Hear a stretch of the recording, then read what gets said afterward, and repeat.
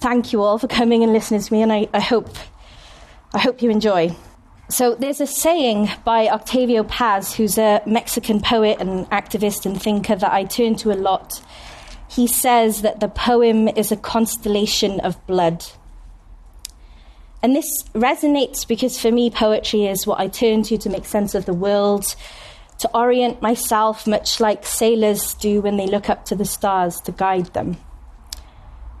The focus of today's gathering, as far as I've been told, has been to look both retrospectively and to the future. And I'm no academic, so I'm not going to try and present any kind of academic paper, but I was asked to share my own creative attempts of making sense of both the past and the future. So I'd like to take you on a kind of personal journey through poems and stories and essay extracts. So like most young Muslims I know, and Abduladim will know this for sure because he very nicely skirted over our first meeting, I was a little bit more conservative than I am today, I guess, and was almost sort of like, oh gosh, there's a brother speaking to me. And in that time, I was very sort of, like a lot of young Muslims, I guess, full of like that frustration and that kind of righteous rage and trying to figure out what I was, where I sat, and more specifically to me, how I could reconcile myself as both a practicing Muslim and a woman of mixed race heritage. My days were filled with charity events and moaning about the problems in the mosque, and my nights were full of desperate du'as. As Rumi says, yesterday I was clever, so I wanted to change the world. And I'm going to read you a poem that kind of illustrates my frustrations at the time. It's titled Qawam. Our consent is a silence discarded beneath layers of laws piled high like dirty laundry. Please, sister, stand on this pedestal just below me. But brother, paradise lies at my mother's feet, not yours. You always hold the hijab too tight, a noose leash to your stories that begin in the name of Allah. Lowering our gaze from the stars, you favor those who repeat, in the name of Allah, I love to look at the ground. But you forget God says our bodies can house two hearts. In the name of Allah, our love is much fiercer. Thank you. So, alongside these kind of outward frustrations, I was experiencing an internal turmoil, a sense of inadequacy. I wasn't a good Muslim. I wasn't a good woman. I wasn't a good Arab. And a lot of this confusion came from my complicated relationship with Arabic. And I didn't really speak it. I still don't fully speak it. And so that half of my heritage felt very much adrift until my mum, who's white and Welsh, converted to Islam. And the two halves of myself kind of collided. And I saw my mum's conversion as this like massive validation for me to want to pursue and be more interested in the Muslim side, the Arab side. And it felt like these two worlds that I'd seen as quite separate were interwoven, if a little bit turbulent. So this poem is the next poem is called Converts, and it's a bit of a love letter to some of the convert women that I've known over my life who have supported me and inspired me in many ways. Standing together in rows, they are the gentle trees. In whispering fabric, gifted from a friend, shoulder to shoulder, these willows may have wept for a lost parent or a man eager to change her name. But in this forest, their roots spread. Forgive me, they rustle together, right hand over left, over a heart that has searched for space in a pew and perfumed cushion at the bottom of a glass in another's arms. But here they settle. Here they breathe. Standing in rows, turning their trust upwards, seeing signs in falling leaves, dancing bees, the rain. Thank you. So, so this kind of big shift in my family life gave way to lots of new possibilities about reconciling my Welshness and my Muslimness. And unfortunately, there were still a lot of barriers to this kind of soul searching, and I often felt like a wave hitting up against a cliff and bouncing back because of the kind of seemingly oil and water-like states of Islam and the West, Islam and Welsh. So in the book that Abduladim mentioned, Welsh Plural, my chapter is titled, "Have You Heard the One About the Niqabi on the Bus?" Okay, you're laughing. So I'm guessing most people are familiar with this kind of apocryphal story. Everyone kind of knows someone who knows someone who knows someone who knew that Niqabi woman who was sat on the bus who speaks Welsh, yeah? Okay, great.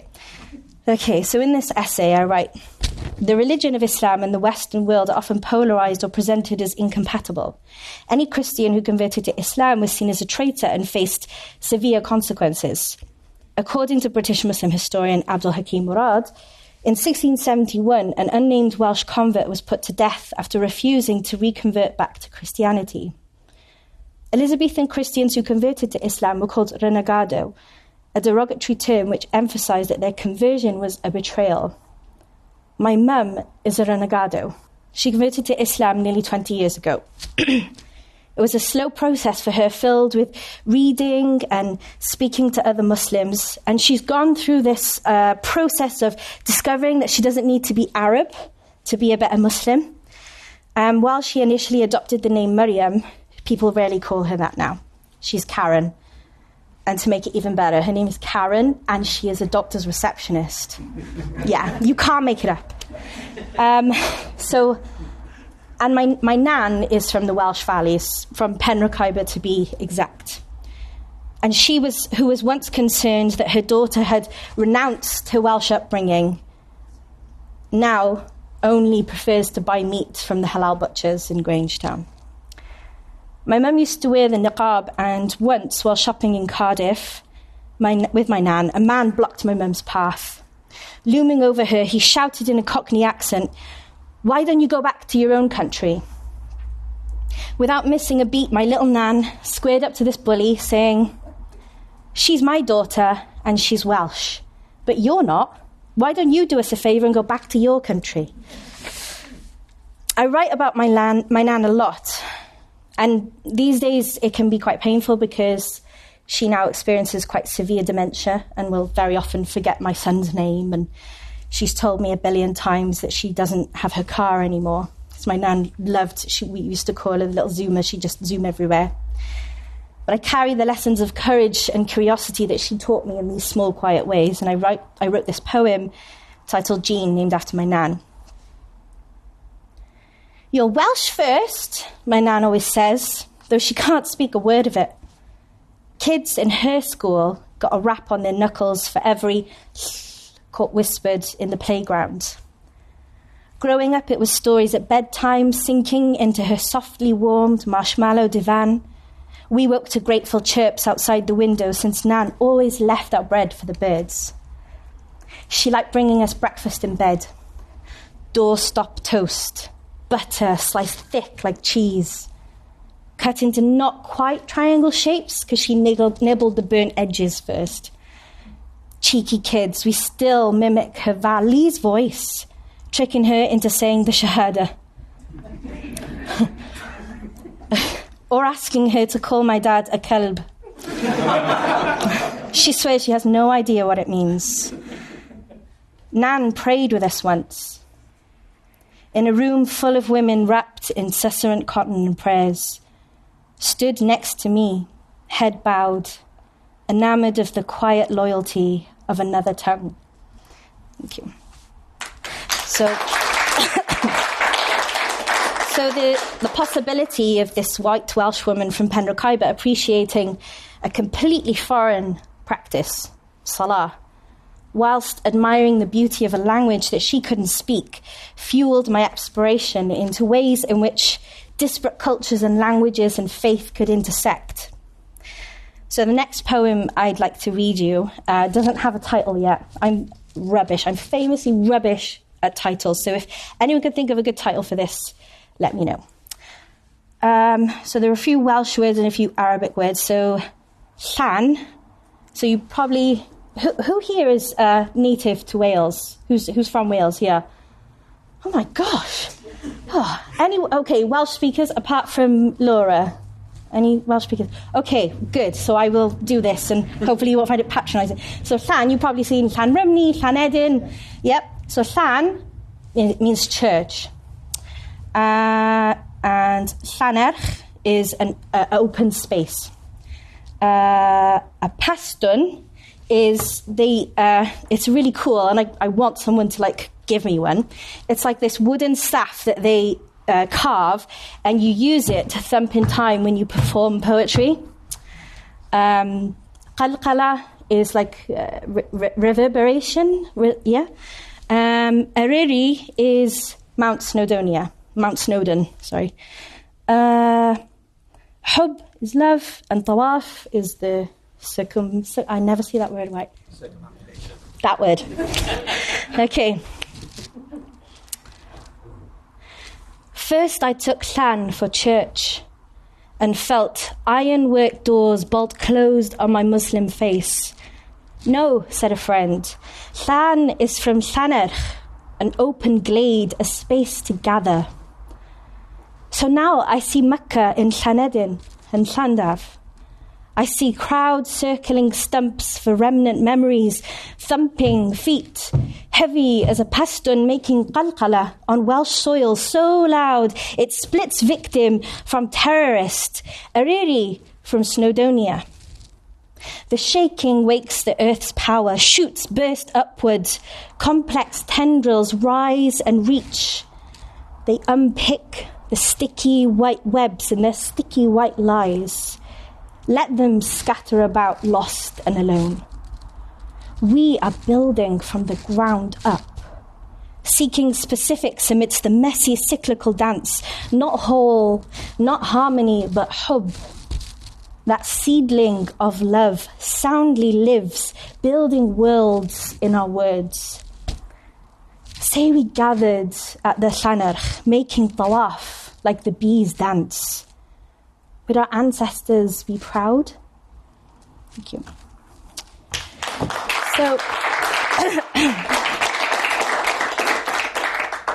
So part of my deep dive into how being Welsh and being Muslim could kind of intersect, I came across a figure called Henry Stanley. Lord Henry Stanley, also known as Abdurrahman Stanley, was an historian who converted to Islam while travelling abroad and is recorded as the first ever Muslim member of the House of Lords. Not to be confused with the more infamous Henry Stanley, known for his very active role in British colonialism. Lord Stanley was known as a timid character and was fascinated with all things Eastern. And my favourite fact about him is that in 1840, he financed the restoration of Llanbadrig Church. It's if you imagine Wales, and then at the top of Wales there's an island. You might not know there's an island. It's very easy to get to. There's a bridge, the Menor Bridge. Oh, thank you. And at the very top of Anglesey, there's a place called Llanbadrig, and that's where this church is. It's in the middle of nowhere, right? It's so rural that there are farming vending machines, right? Has anyone ever actually seen right? It's the coolest thing, right? So, a vending machine where you get chocolate and Coke and whatever, right? This vending machine, you can get fresh milk. Not just fresh and fresh cheese. Not just fresh milk, you can get flavoured fresh milk. So, yeah, go up there just for that. Anyway, so I visited about 2 months ago, and it's incredible. As soon as it's a tiny little chapel, I don't even know if you could call it a church, it's so tiny, smaller than this room. And as soon as you walk in, you're hit by this wave of blue that's coming from the stained glass. And it's an Islamic blue, it's a Middle Eastern blue. You'll recognise it as soon as you see it. And the tiles, you could be in Morocco. You could lose yourself and forget that you're in the sticks of Wales and think that you're in Morocco. The influences of Stanley's religious loyalty shine as brightly as these beautifully blue pattern tiles.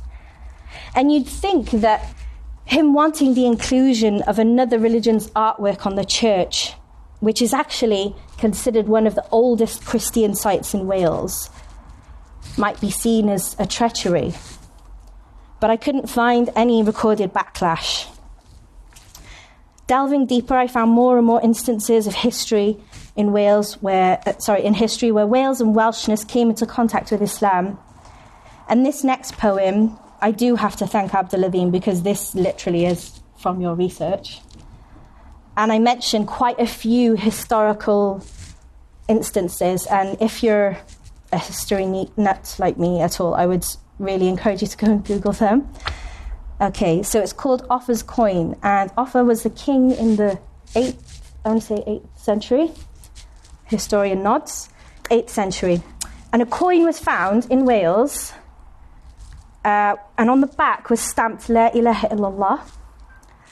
And this just kind of blew my mind. The only fact you need to know is in 2018, an 8-year-old girl called Saga found a 1,500-year-old sword in Lake Widerstern, Sweden. And this just kind of got me thinking about history and folklore and how easily these two things can kind of swerve into each other.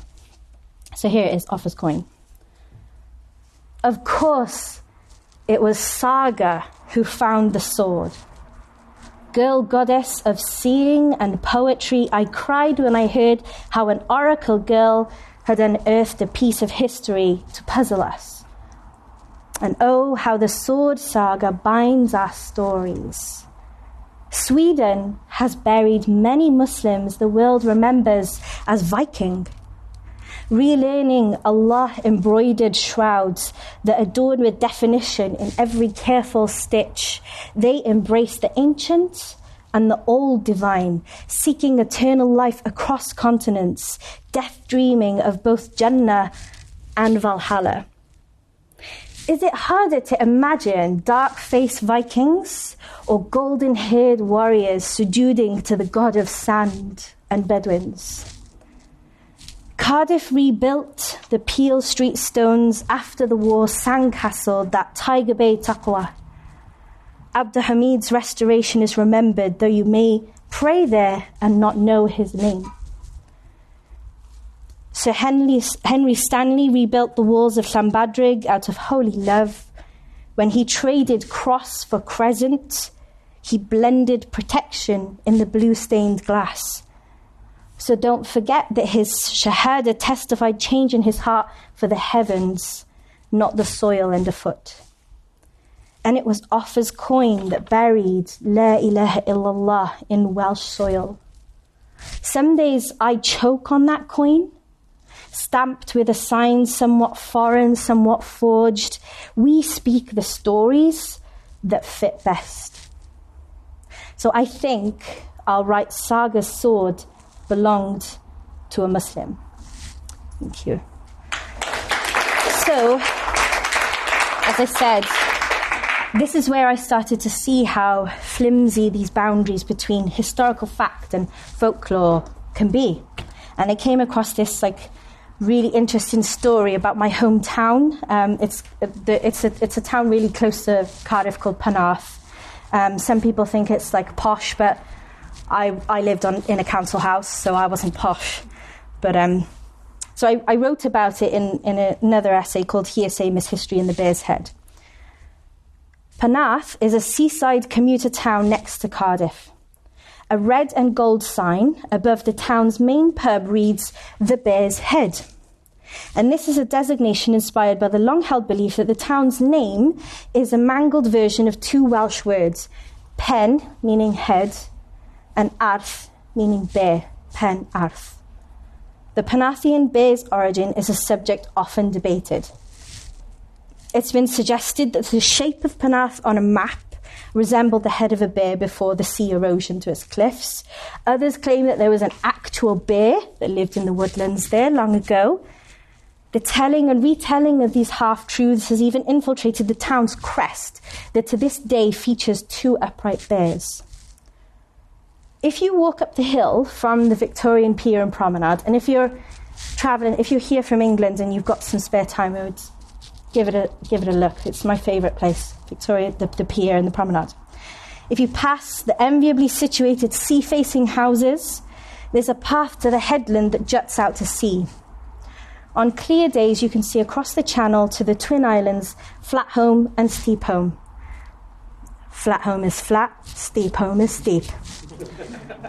This headland, or promontory, to be completely accurate, is the Penarth that the town is named for, with not a bear in sight.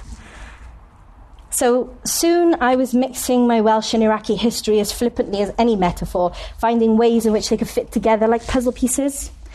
And this next poem is an example of that. It's titled Beauty in the Blood. So 2 facts before I start. The Hamar is the marshland area in Nasiriyah, Iraq, where my family originate from. And Saddam actually drained those marshes in order to control the marsh Arabs.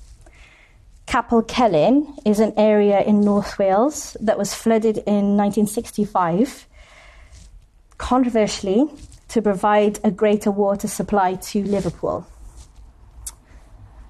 It's called Beauty and Blood. Imagine they drained the Hamar to flood Capel Celyn. An exchange of tears. People displaced like chessboard pawns. Part the whispering reeve's soft curls and watch smatterings of life drift lost. As the little Welsh town fills with water, hear the pained goodbyes of women who tattoo each other's stories in secret. History is always the beauty in the blood. Thank you.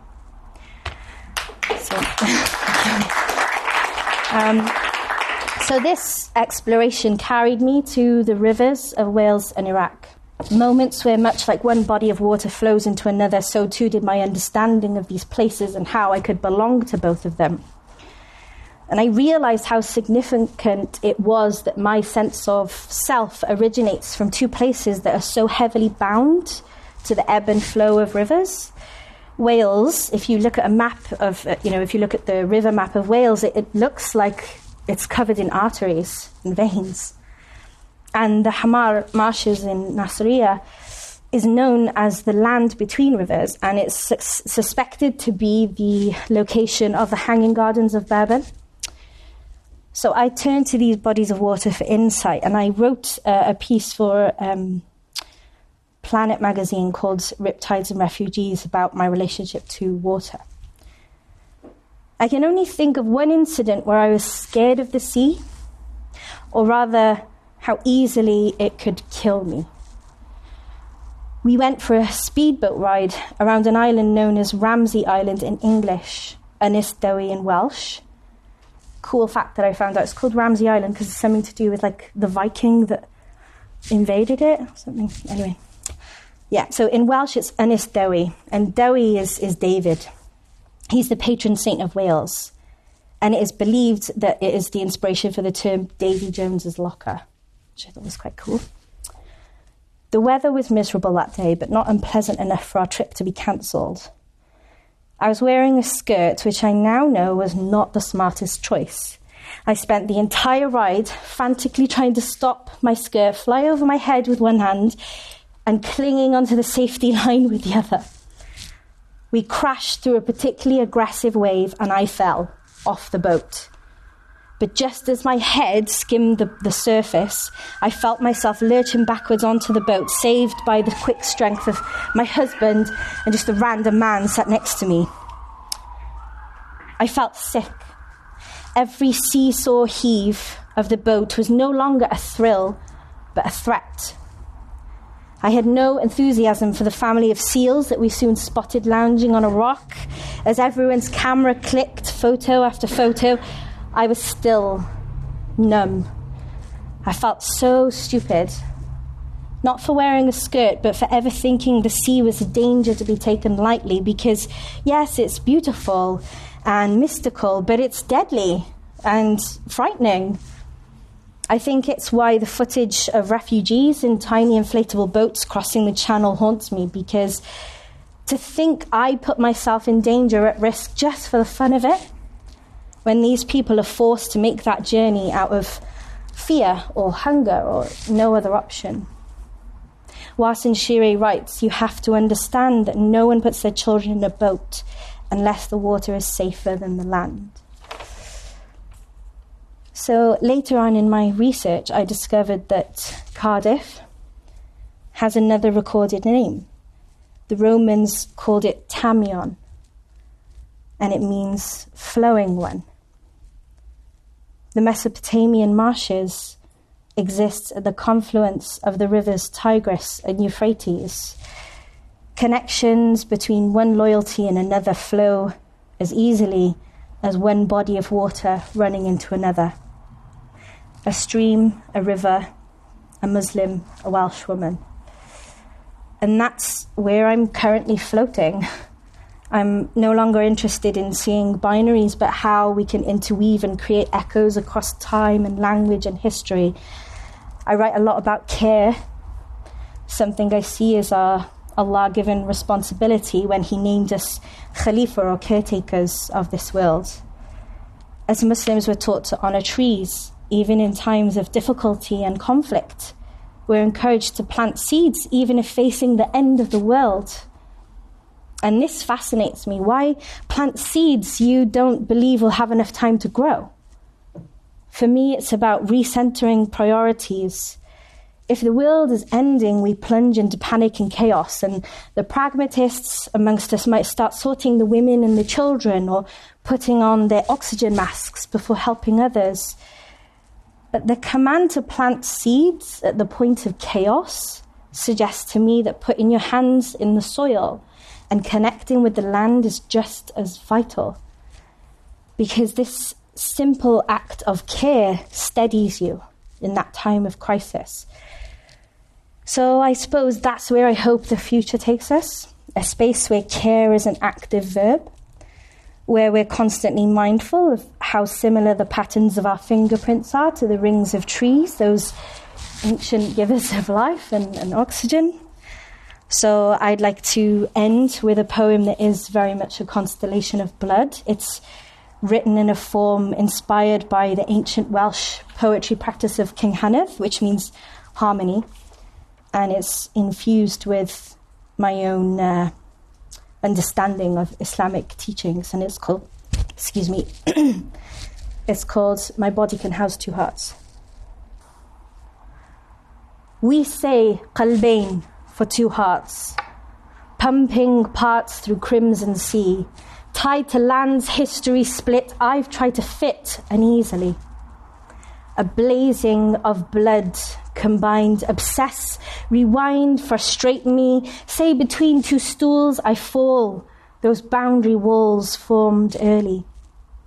But my body is enough, gently tough, stretched agony, growing a love, embracing, rejecting patriarchy, no need to shame my peers or let my fears rat race me.